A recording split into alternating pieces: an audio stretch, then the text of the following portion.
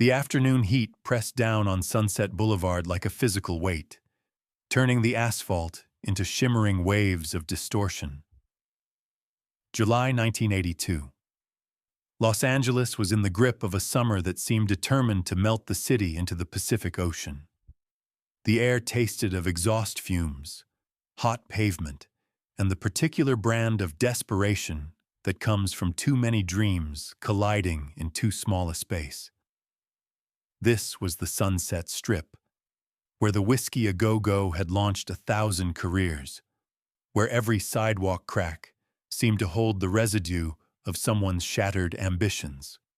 But on this particular Thursday afternoon, nobody was paying attention to the young man sitting on the curb outside Guitar Center, his back against the hot brick wall, a battered Fender Stratocaster case open beside him, and a piece of cardboard propped against it that read in careful block letters, "For sale, 150, please." His name was Daniel Chen, though everyone called him Danny. He was 19 years old, Chinese-American, wearing faded Levi's with holes in the knees, a black AC/DC t-shirt that was 2 sizes too large, and scuffed Vans with the laces missing. His black hair hung in his eyes, damp with sweat. He'd been sitting there for 3 hours, watching people walk past without even a glance at the guitar case. The Stratocaster inside wasn't anything special to look at. It was a 1976 model, sunburst finish worn down to bare wood in places where hands had gripped it 10,000 times. The pickguard was scratched and cracked. This wasn't a collector's item. This was a working musician's tool, a guitar that had been played until it became an extension of the player's body. And it had belonged to Danny's older brother.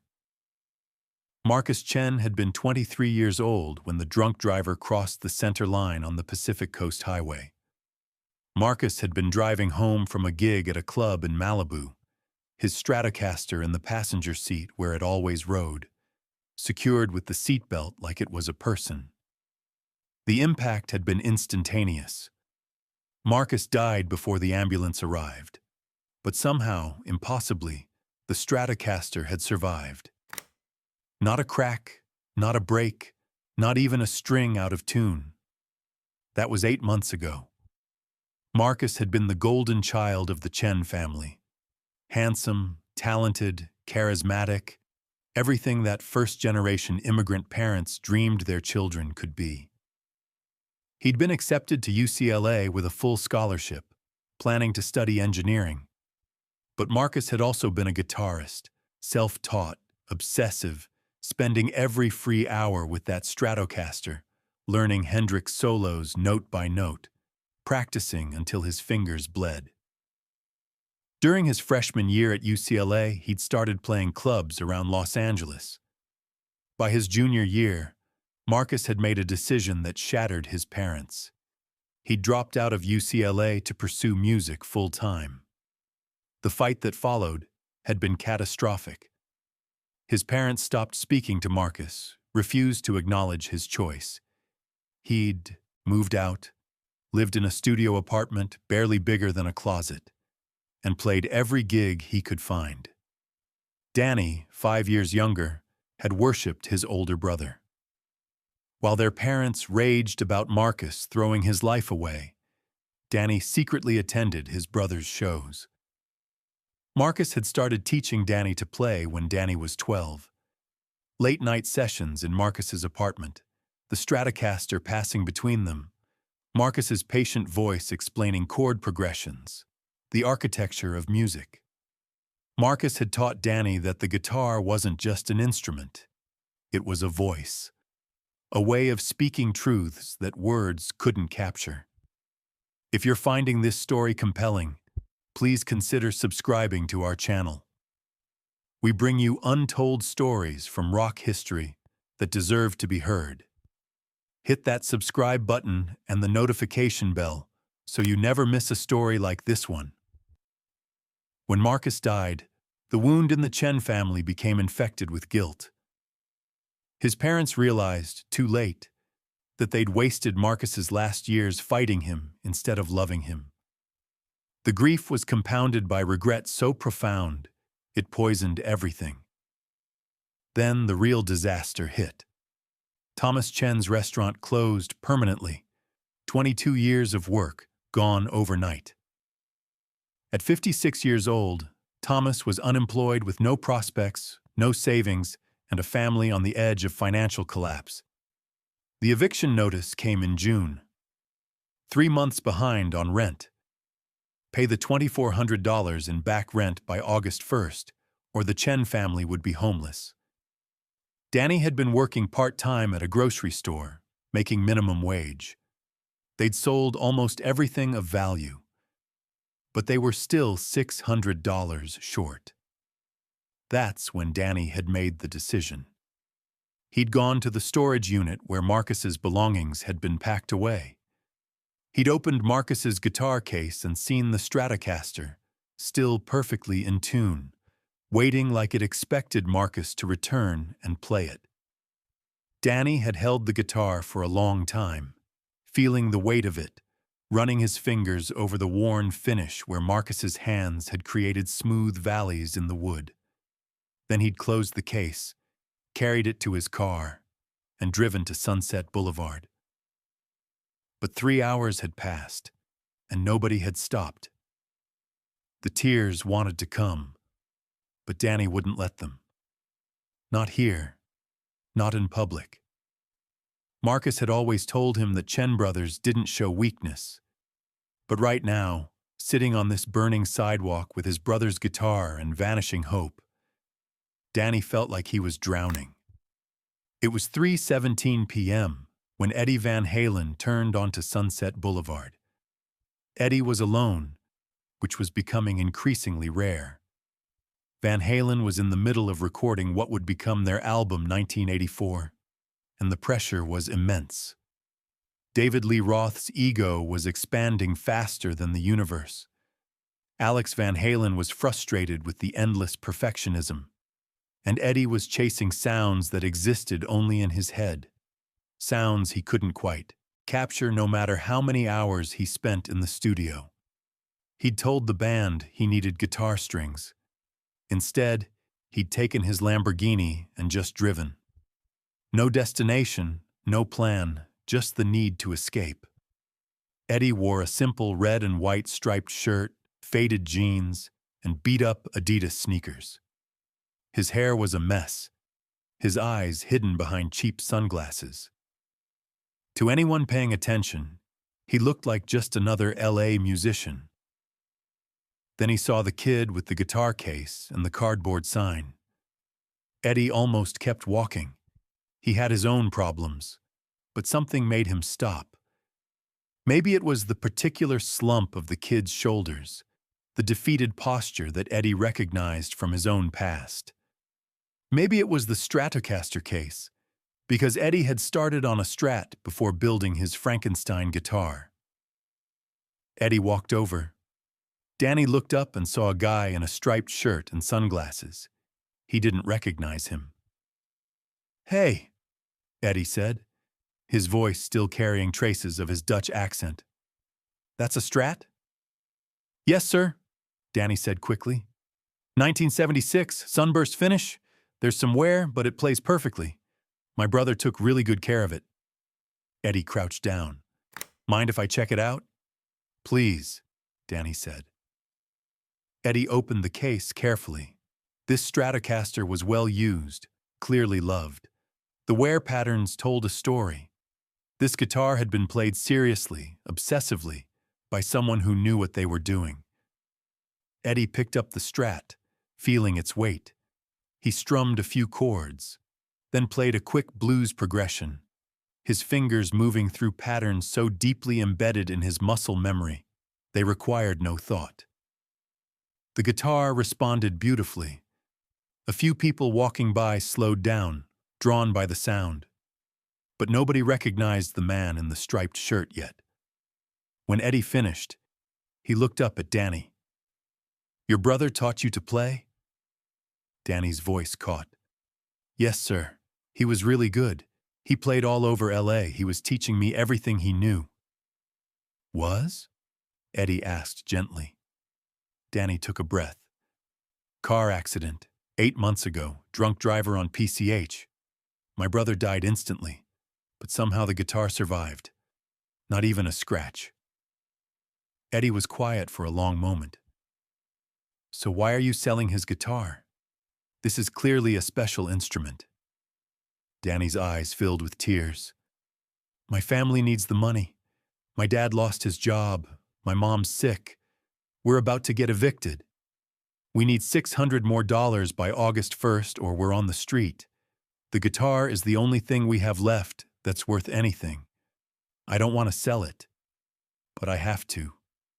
Eddie felt something crack open in his chest. He was looking at his own past, his own family's struggles. Different circumstances, different decade, but the same fundamental story. Immigrant family, financial desperation, children forced to sacrifice what mattered most, just to survive. He carefully placed the Stratocaster back in its case and took off his sunglasses. Let me tell you something, Eddie said quietly. I came to America from Holland when I was 7 years old. My family had nothing. We lived in a house with 1 bathroom and no furniture for the first year.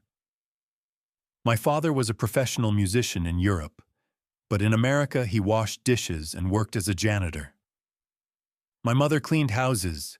We ate day-old bread from the bakery dumpster. I remember what poverty feels like. The fear, the shame of being the immigrant kid who didn't speak English. Danny listened, transfixed. This stranger understood.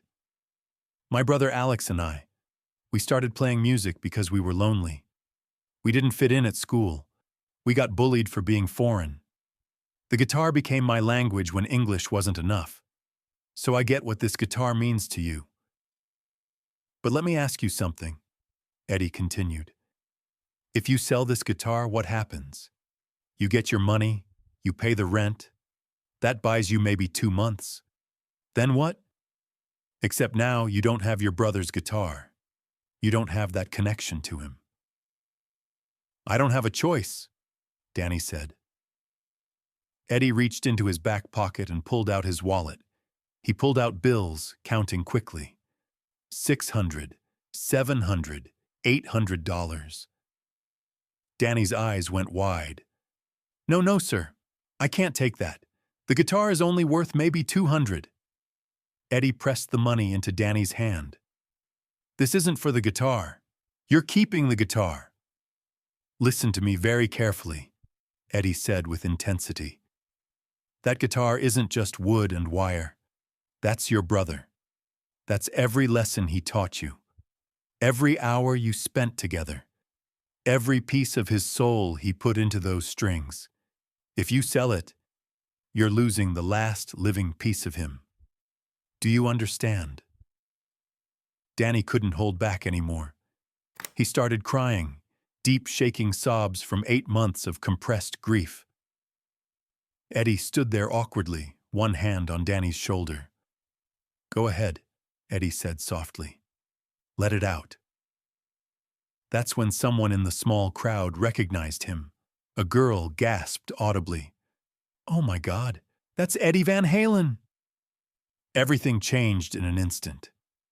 People started moving closer, voices rising in excitement. Eddie straightened up, moving to put himself between Danny and the growing crowd. All right, everybody stay cool, just helping someone out here. But the crowd was growing. Eddie, can I get an autograph?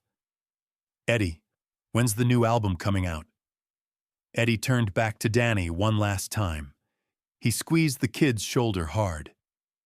You keep that guitar. You play it every single day. And when you play, your brother is right there with you.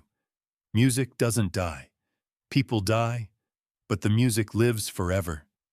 You got that? Are you really Eddie Van Halen? Danny asked, reality finally penetrating. Eddie laughed, genuine and warm.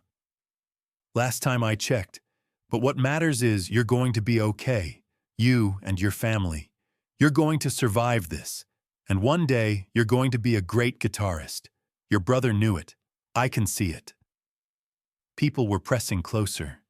Eddie gave Danny one last smile, and then he was moving, walking quickly through the crowd, always heading toward his car.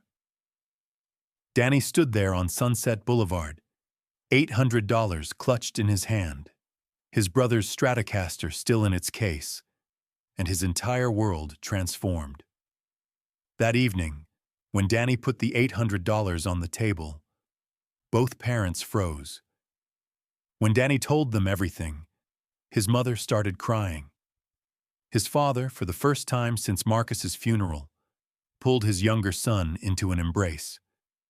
Your brother would be so proud of you. That night, Danny opened Marcus's guitar case. He lifted out the Stratocaster and played. His fingers were stiff from months of not playing. He missed notes, fumbled chords. But as he played, he could hear Marcus's voice. Not teaching, not correcting, just there. Present, real, alive in the vibrations of those strings. The story didn't stay quiet. Within a week, word had spread through Los Angeles. A journalist tracked down Danny. The article ran under the headline, Eddie Van Halen's Secret Act of Kindness. Rolling Stone picked it up. MTV ran a segment, but Eddie himself refused to comment. 2 months later, Danny received a phone call.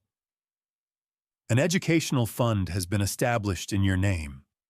$10,000 for music education. The donor wanted you to know that talent like yours shouldn't be wasted. When Danny told his parents, his father did something unprecedented.